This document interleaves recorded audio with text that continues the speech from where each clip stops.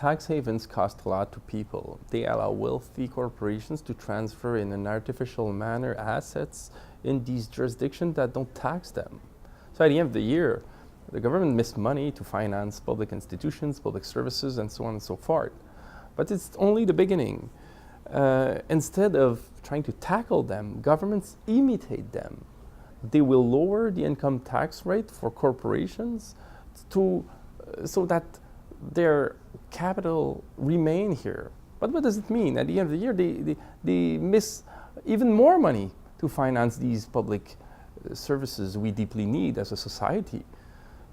And then, since there's a lack of income in the public coffer, governments aren't able in Canada to balance the budget at the end of the year. So what do? They borrow money to financial institutions that they don't tax anymore. And everything is working upside down. You have the taxpayers that are paying for interests to borrow money to financial institutions that our governments don't tax anymore. And that's why they beg them to borrow them money. And that's why they ask them for money in the form of debt. That's why they are in debt by them afterward. And then it continues. Because they are still unable to balance the budget, they will add fees to public services. So the Canadian citizens are paying twice for the same services, once as taxpayers and then as users.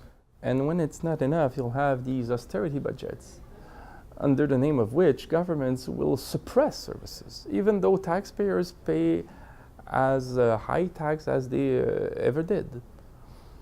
And, well, the scandalous aspect of all this is that major corporations